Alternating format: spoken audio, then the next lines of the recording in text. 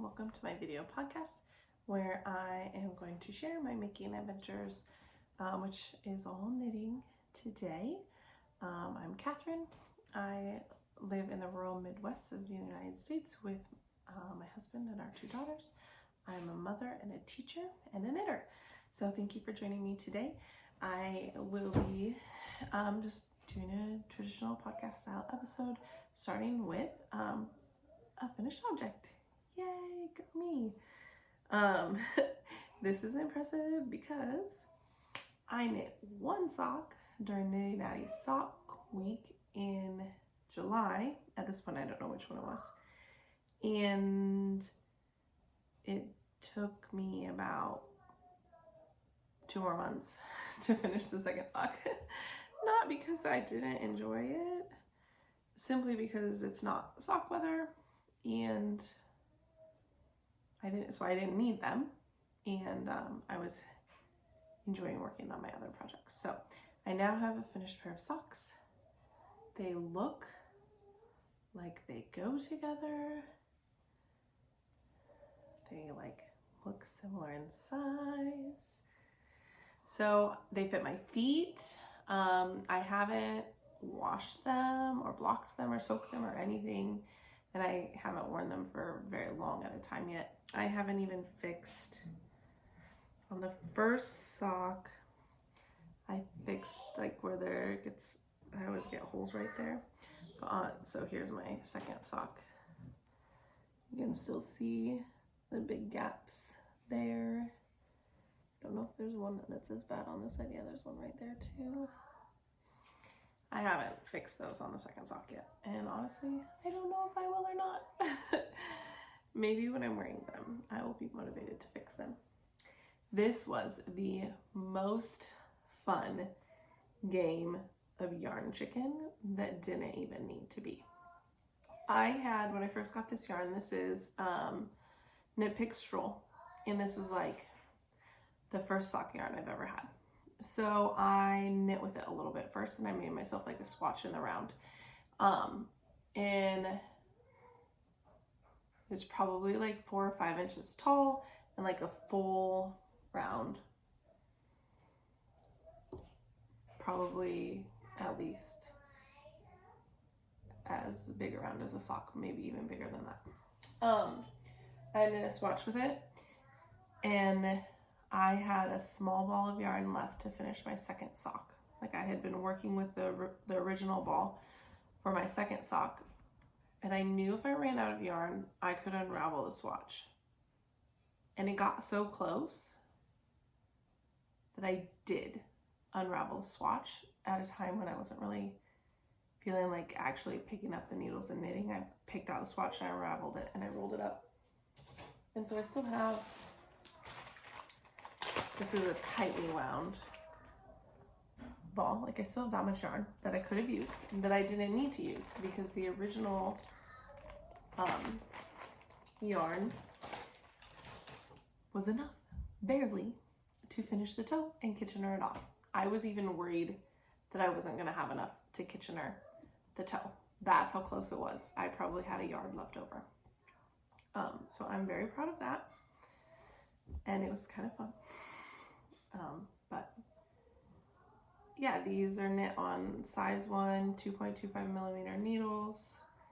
And this is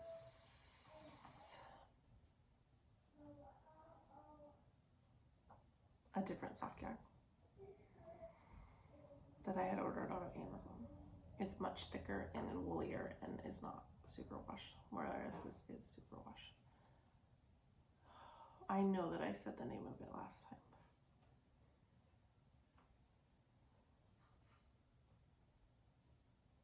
Anyway, it doesn't matter. I don't have it written down, so I won't remember. But there's my finished object, my first pair of socks that fit my feet. Each of my daughters, I knit a pair of socks in this same yarn. So it's not my first ever pair of socks, but it's my first hand knit socks for myself in an adult size. So that was exciting. And I was really motivated to finish so that I would have a finished object for this podcast because Nothing else was close enough to being a finished object. And I wanted to have something. I know it's not a requirement, but I don't have 6 projects going at one time. I have like 2. So if I don't have an FO, it's the same 2 objects that you heard about before. So I thought that it would be fun to finish the socks and cast on something else, which I did.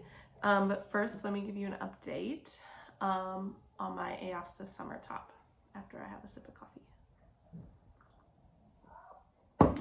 So I'm really excited to show this to you, as I have split for sleeves and finished the sleeves, and I'm ready to pick back up on the body. So here it is. You can see I have ends to weave in still, but we'll ignore that.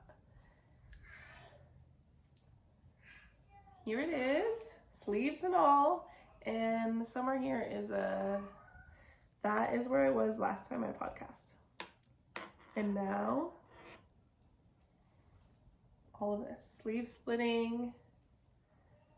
So I, knit down to here, split for sleeves, knit the body until that skein of yarn ran out, and then I used the new skein to pick up the sleeves, and I will reattach that. I'm not currently attached. I will reattach that soon, but I want to try it on before I reattach the new yarn, and I just ordered some barber cord or some try-it-on tubing that just came, and so I'm probably going to figure that out before I try it on. Again, this is the Aosta Summer Top by the Knit Purl Girl. I'm doing the size 3XL with Yarn Bee Bambootiful DK weight yarn from Hobby Lobby in the color Rose. It's very soft and silky. It does split. I have to be careful, but I'm able to manage it just fine if I'm careful.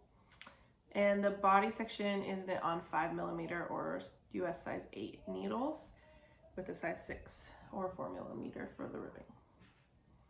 I'm loving it. I love it. I've tried it on several times. Love the way it's fitting. I love everything about it. You should all knit this, except I think there was an error in the pattern. But I'm like such a newbie knitter that I don't really want to say that. I did something different than the pattern told me to maintain the stitch pattern. So I guess I'll say that. Anything else? I think that's all. I enjoy working on this a lot. I love that it's a 4-round repeat, that there's one that you can do a lot of stockinette, but then there's one round that's different. That keeps me engaged and enjoying it a lot. I'm going to move my stitch marker, my little cheap light bulb stitch marker up so that I have a marking for next time so we can see progress, because unfortunately I'm not sure if I'll be done next time.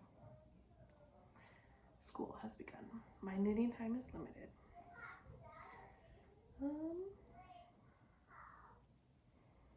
Yeah. Okay. I think that's about it on that one. This is in the bag I sewed. I still have, this is what I use. This is the skein I used for the sleeves. And then I have 2 more. So I think I have plenty. I like my shirts not cropped. So I like to have plenty of yarn for that. All right, to my new whip. This is going to look simple, but I spent a lot of time figuring out what I could do. I decided that when I finished my socks, I was going to cast on a hat. It's September after all. Hat weather will be here before we know it. And I already had some quantities of yarn that I thought would be good for a hat.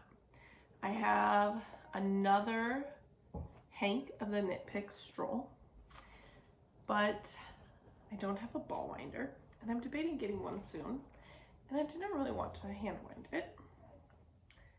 So I'm thinking that I will make my husband a Musselburgh hat with it when I have a ball winder. But since I don't yet, I decided to use, I'm not sure. Some people say hobby and some people say Hobie.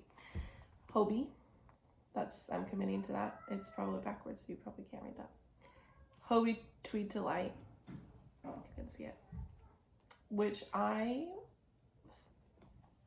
had thought was a worsted weight, but also sort of a thick and thin yarn. And that's why I thought a hat would be good, because I thought it would kind of account for some of that. I had 2 balls plus more than this. Like I had more than this. I used this to knit my swatch.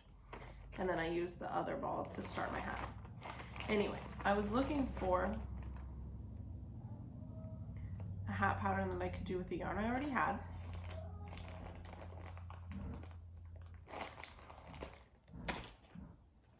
With the yarn I already had and needles that I wasn't using on my shirt.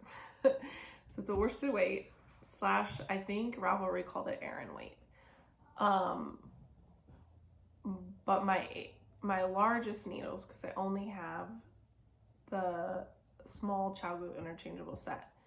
So my largest needles are size 8, 5mm.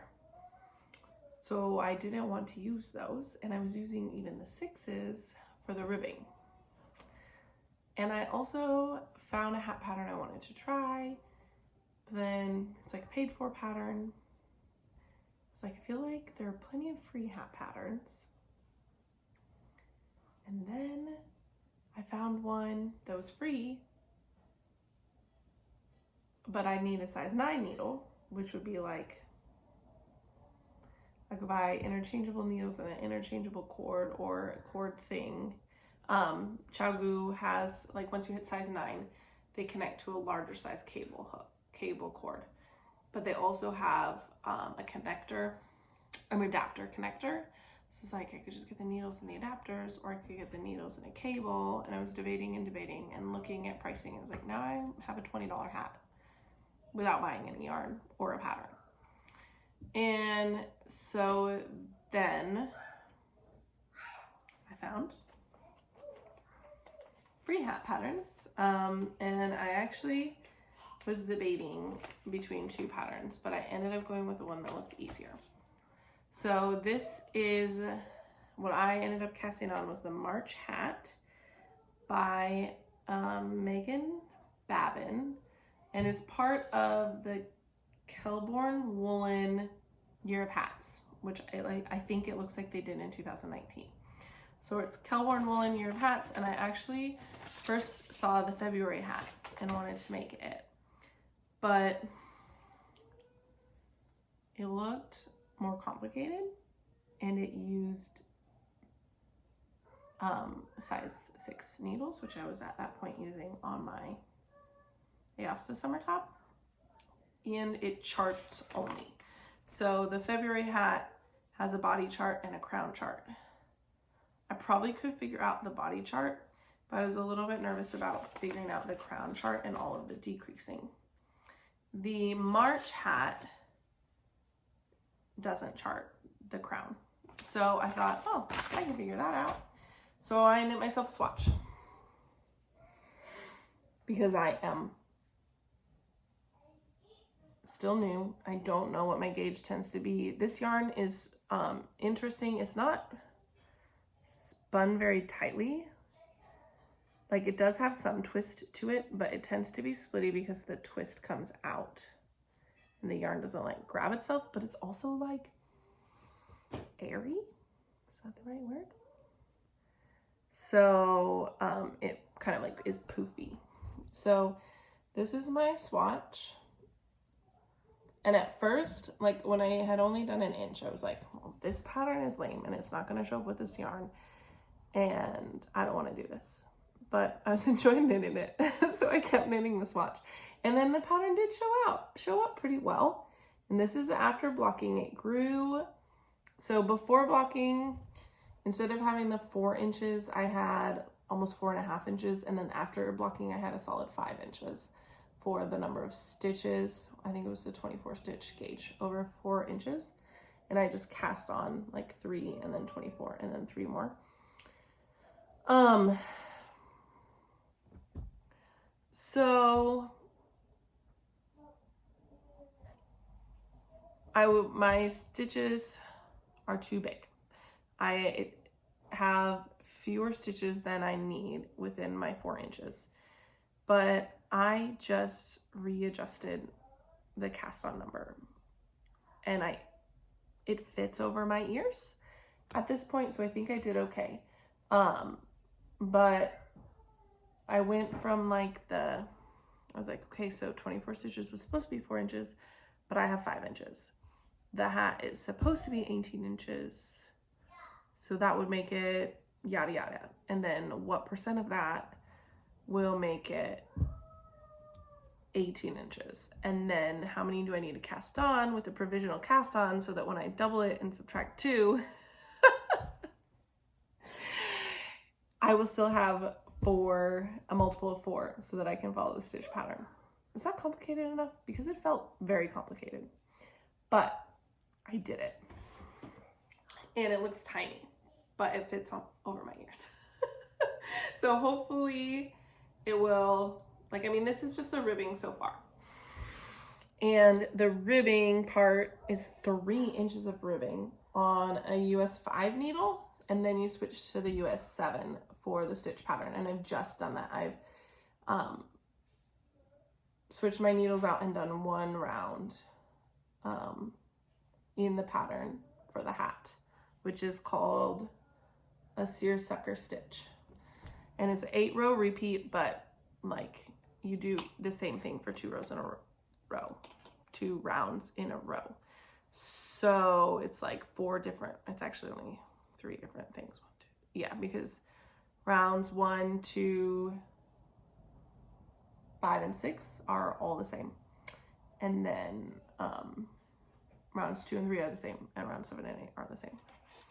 So I think I'll be able to memorize it and keep up with it. But for now, I'm obviously looking at it. And I don't have a row counter, so I have my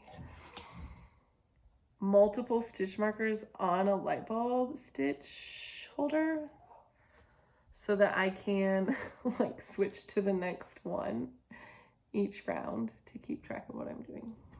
So for now I need that, but I would guess that'll be okay counting. I put a light bulb marker in before I started the pattern repeat, so I should be able to count 8 rounds and then put another one in and count 8 rounds, and that should work just fine. But for now I'm taking every precaution so that I can make sure I don't lose my spot. And I cast this on yesterday and I already got those 3 inches of ribbing knit. And that feels really good. Like, hats are fast when you're used to making t-shirts. Hats go quickly. But yeah, I can fit this over my head. It's obviously like, look at that stretch. And this is a yarn that I had crocheted myself a sweater in. And this is the leftovers. According to the pattern, I should have plenty. And if I cast on fewer stitches, hopefully that's a good sign too, for having enough yarn. And it also calls for a pom. I don't have a pom-pom maker, but I've made them by hand before. I'm not sure that this yarn is like really the best for making a pom-pom, because maybe on the needles you can see,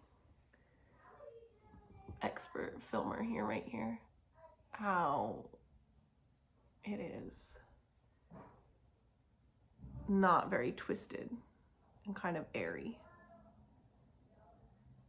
I don't know if those are the right words, or if you would call it something different as someone who has experience, like you all probably have more experience with yarn than me. But here it is too on like the end of my swatch. It has some twist, but like if I twist it, it gets way smaller. Normally it's poofier like that. So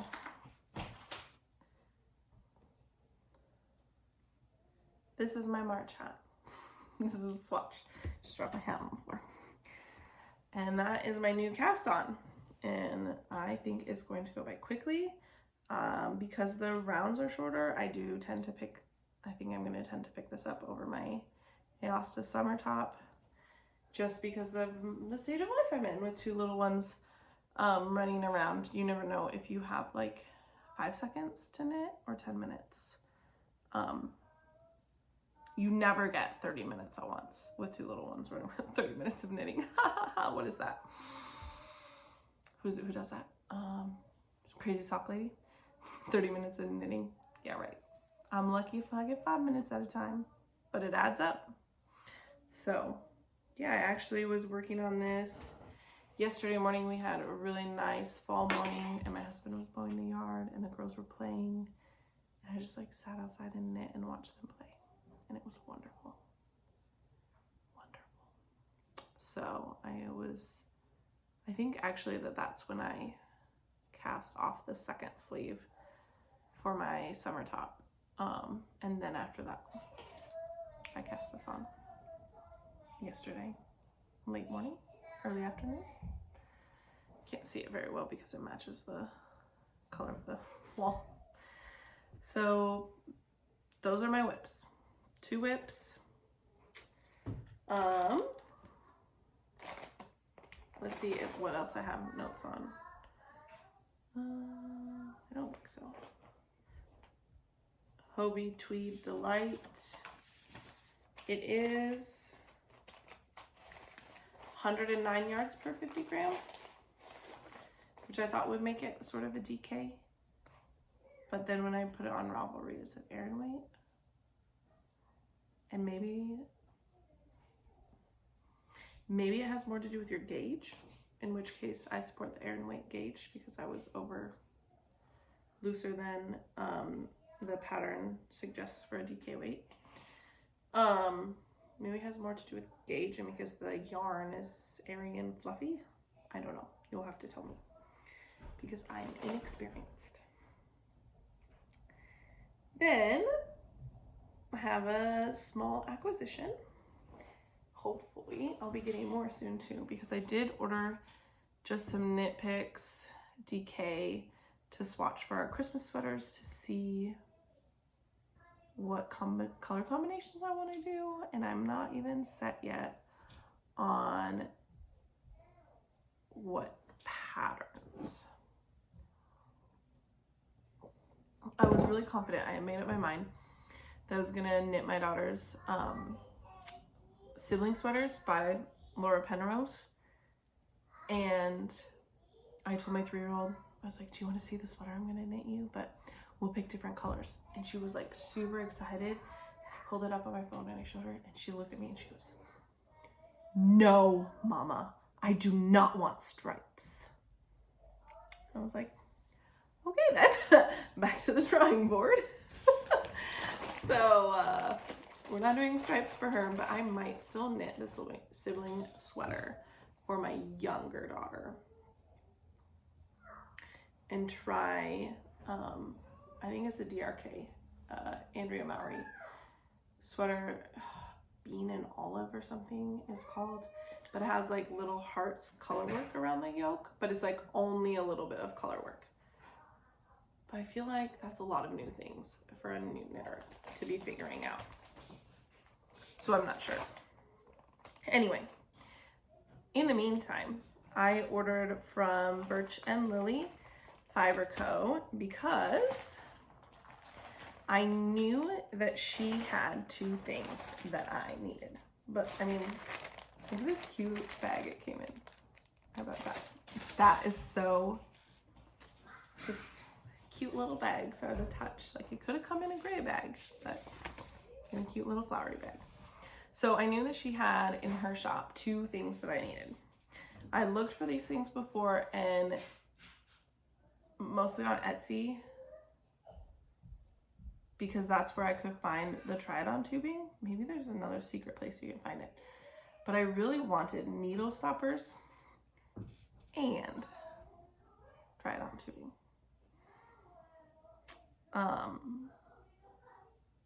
And I was having trouble finding like one seller that I could purchase them both from. I'm back. Brief intermission caused by my cat. So I think I was saying that I ordered from Amanda at Birch and Lily Fiber Co. because I knew she had both of these things in her shop. And I'm excited to use them. I haven't used them yet because I thought it would be fun to show you first. But I think these are absolutely gorgeous. Stitch stoppers, needle toppers, I don't know what. And then try-it-on tubing will be very nice for trying on my Aosta summer top. And then I had to get some yarn. And I had seen this yarn a long time ago and really wanted it, and it hadn't sold yet. So, because I wanted it because I think it's beautiful, and it was a happy little accident. Also, I don't know for sure what I'm gonna do with it, so that's why I hadn't ordered it. So it's a DK weight, beautiful purple, happy little accident hank.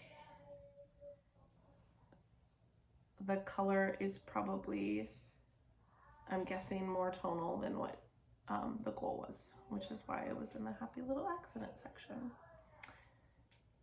But I was like, well, I could probably make a hat out of it as I'm currently working on a hat.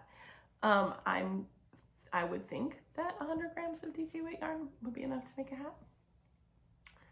Also thought I could try to make fingerless mittens or use it for color work in one of those, or maybe even stripes in one of my daughter's sweaters. So I feel like there's a lot of possibilities, and that is exciting. I haven't purchased something yet without a specific plan for it. So the only things that I have yet to figure out are extras. Like my hat I'm knitting is extra from the cardigan that I made. So I bought it specifically for a cardigan. So that, I think, is what this to me is like. This extra bunch of excitement because it is an unknown full of hope. It is 100% superwash merino, 231 yards per 100 grams, 4-ply DK from Birch and Lily. So I'm really excited. It was really hard. If I had an endless yarn budget, I love her colors. I absolutely love Amanda's colors. So I would have purchased several other colors. But at this point, my budget has a limit. So I have to be cautious to not overspend on yarn. Stay tuned for future episodes to see what this turns into. Hopefully, before it turns into anything, I will have a ball winder so that at the very least, I can cake my yarn up without having to do it all by hand. I don't think I'm getting a Swift at this point. I don't have a lot of storage space and I don't have a lot of funds. So I'm not going to prioritize that. I think then nicer Swifts are more expensive, so I'll probably wait until I can purchase a nicer one. And hopefully my husband will help me. We'll hold my yarn while I use the ball winder to kick up this and then that.